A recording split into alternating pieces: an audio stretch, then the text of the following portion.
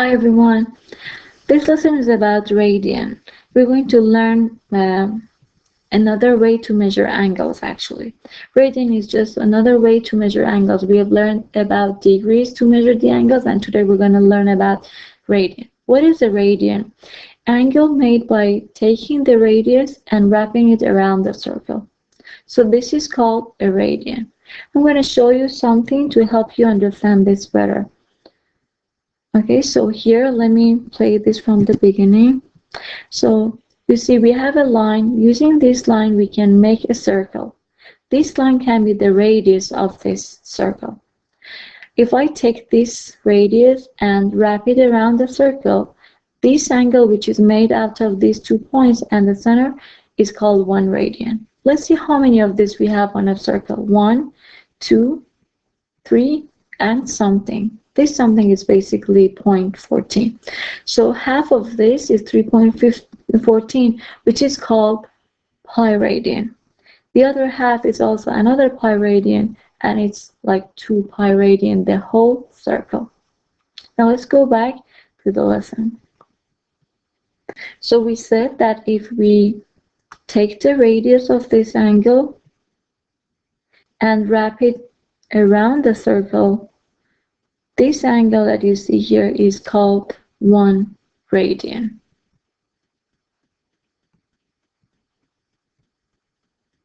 Okay. And we just figured out that the whole circle has 2 pi radians. So a whole circle has 2 pi. Let me write it again. 2 pi radians. And also we know a whole circle has 360 degrees.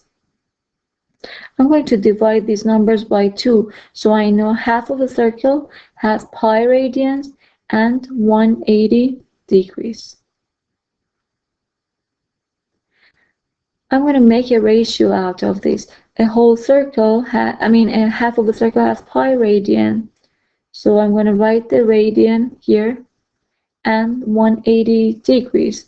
So the degree goes here. Now I'm going to do cross multiply and use this equation to find a way to change degree to radian or the other way. So d times pi will be equal to r times 180. R times 180. I want to find d in terms of r. So I can divide by pi both sides to get rid of this pi over here and have the d by itself. So this will be d equal to r times 180 divided by pi. That means if I have something in radian, I want to change it to degrees, I need to multiply that by 180 over pi. Now the other way, I'm going to do r times 180 equal to d times pi. Now I want to have the r by itself, so divide by 180 both sides. These two cancel each other, and r will be equal to d times pi over 180.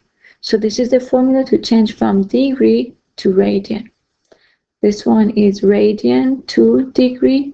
This one is degree to radian. We also have the formula here. If you want to change from degrees to radian, you need to multiply the angle by pi over 180. And radian to degrees multiply by 180 over pi. So we learned that 1 degree is equal to pi over 180 radians. And 1 radian is 180 divided by pi degrees. Okay, so let's practice this. We have the angle -520 and we want to change it to radian. So I multiply that by pi over 180. To change from degrees to radian, we use this formula, but we're not going to use our calculator and just directly divide 520 by 180, because that way we might get a decimal number, and we don't want that. For Radian, we do not want any decimal, no decimals. We just need a fraction with whole numbers and a pi here. We do not even change the pi to 3.14 or something. We just keep the pi. So something times pi over something. So let's see what we need to do here. So this is actually negative 520 times pi over 180. I need to simplify this as much as possible. So 180 and 520, they both can be divided by 10. So this will be 52 and this will be 18. And these two both can be divided by 2 again. 18 by 2 is 9 and this by 2 is 26. So what is left is 26 pi over 9. 26 pi over 9, and this cannot be simplified anymore, so I just keep it. Remember, radian should always be in the simplest form, so you need to simplify. Also, we had a negative here. I'm just going to transfer it here. Just keep it. Now this one, 320. Just multiply that by pi over 180. So 320 pi over 180. This divided by 10 and this one divided by 10 will be 18 and this will be 332. They both can be divided by 2 again. 18 by 2 is 9, 32 divided by 2 is 16. And these cannot be simplified anymore, so I keep that. 16 pi over 9. 16 pi over 9. Now let's change from radian to degrees. So we just need to multiply this by 180. This is actually multiple sign. So 180 divided by pi. The first thing that happens here is that the pi's cancel each other because there's one on top and one in the bottom, so it will be canceled. Now I have 7 times 180 divided by 12. Basically, this value needs to be simplified. You can either start doing simplifying by dividing, like this is divided by, can be divided by 6, and so on, but when you change from radian to degrees, it's okay if you just go ahead and use your calculator. So just multiply 7 by 180 and divide by 12 using your calculator, and it's going to give you 105. It's okay even if you have a decimal number for your degrees measure. We don't want whole numbers and pi and fractions for degrees. We want that only for radian. So just multiply and divide by this number. It will give you this. Now for this one, times 180 divided by pi. Again, the pi's cancel each other. Then you have negative 180 divided by 10. We can use your calculator, or this one is just so easy. 180 divided by 10 is 8. 118 divided by 10 is 18. So 18 degrees is the measure of this angle. Now let's talk about coterminal angles. And now we want to find coterminal angles when we have the angle measured by radian. They differ by plus and minus n times 2 pi. That means, if you remember, for the angles measured in degrees, we had the formula for coterminal angles. That was theta plus and minus n times 360. This time, to find the coterminal, we write theta plus and minus n times 2 pi, because we know that 2 pi is the same as 360. So this is the formula for finding coterminals in radian. So we're going to practice this. 11 pi over 3. We want to find a positive and a negative coterminal. So let's consider n is equal to 1 here. So it's just going to be theta plus 2 pi. Add 2 pi. Here I have a fraction and a whole number. It's not easy to add them, so we need to have the same denominator for both of them. The denominator of 2 pi is 1. To make it the same as 3, The common denominator between 1 and 3 is 3. So I multiply both top and the bottom by 3. Then we will have 11 pi over 3 plus 6 pi over 3. Because 2 times 3 is 6. Now you have two fractions with the same denominators. Just simply add up the tops. 11 plus 6 is 17 pi over 3. So that is the positive coterminal. Now to find a negative coterminal, maybe if I subtract 2 pi, I will get negative. Let's try that. 11 pi over 3 minus 2 pi. Again, the same way, the denominator is 1. We find the common denominator by multiplying by 3, both top and the bottom. It will be 11 pi over 3 minus 6 pi over 3, which is 11 minus 6 is 5 pi over 3. As you see, this is still a positive value. It's not negative. So we need to do something else. Next time, I'm going to set n equal to 2. So 11 pi over 3, instead of minus 2 pi, I'm going to do minus 2 times 2 pi. Because the n is 2 now. It's going to be 2 times 2 pi. So this is 11 pi over 3 minus 4 pi. Again, the denominator multiplied by 3. This is 11 pi over 3 minus 4 times 3 is 12 pi over 3. And 11 minus 12 is negative pi over 3. This is the reference angle here. So we found basically 2 positive ones and 1 negative. Now let's work on this one. Negative 14 pi over 9. Okay, again, I'm going to add 2 pi for the first time to find a positive one maybe, or maybe negative, we don't know. Let's see which one it's going to give us. So denominator is 1, make the same denominator by multiplying by 9. This will be negative 14 pi over 9 minus 2 times 9 is 18.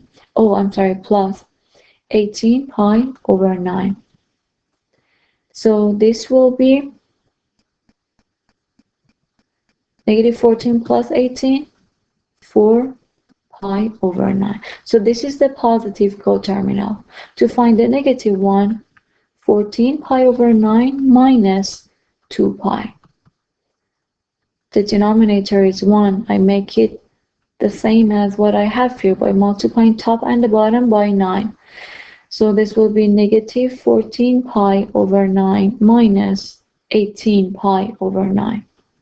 Now, negative 14 and negative 18 is negative 32 pi over 9. So we found a positive and a negative angle. Now, I'm going to teach you how to sketch an angle measured in radians. Okay, so I want to draw this angle, 7 pi over 4. I'm going to start with the coordinate plane here. Then we know that the initial side is always here, so this is just something which is clear.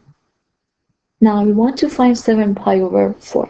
We know that we can always start from here, this is 0. And the other side, all the way from here to the other side is pi. As you see, this is 7 pi over 4. Let's make this one have the same denominator as 4. We know that this denominator, let me write it here. Pi, denominator is 1.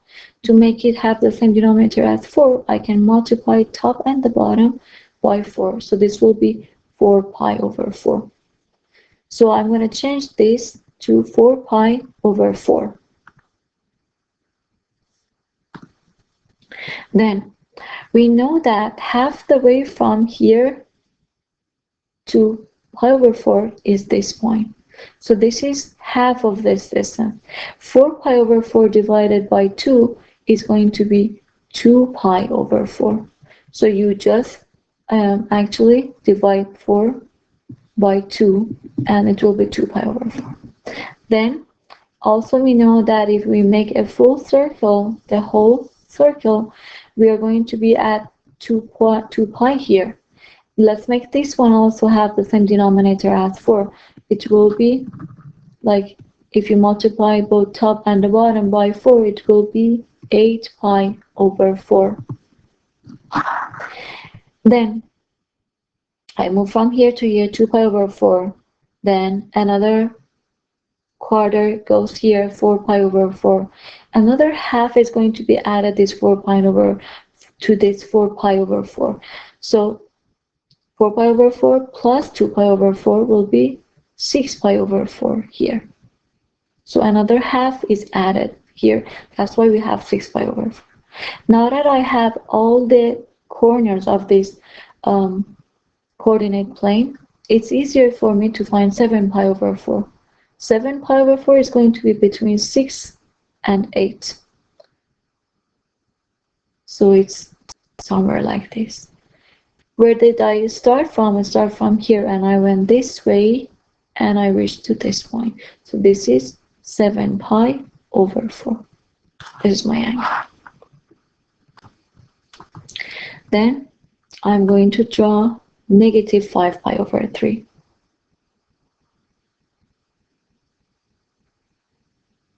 Okay.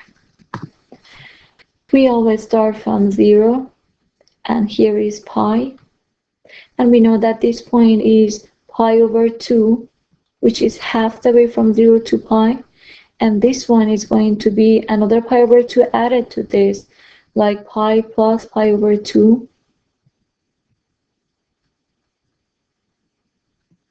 It's 2 pi over 2 plus 2 pi plus pi over 2 is 3 pi over 2. So this point is 3 pi over 2. And then all the way back here will be 2 pi. Okay, so these are the quadrantal angles which I draw them here, but the problem is that they do not have the same denominator as here. So we need to change them to the same denominator as 3. 0 is just 0, we don't touch that. Pi can be written as 3 pi over 3. And 2 pi can be written as 6 pi over 3. Okay? But then how about pi over 2? I know that from 0 to 3 pi over 3, it's this distance, and half of that is here. So simply, I'm just going to write half of this and over here. So instead of pi over 2, I'm going to write half of 3 is 1.5. 1.5 pi over 3. So that's half of the way from 0 to 3 pi over 3. Another half is here. So that means another 1.5 is going to be added to 3 pi over 3. So instead of this number, I'm going to write 4.5 pi over 3. So this is how I changed these to the denominator of 3. But here's the problem.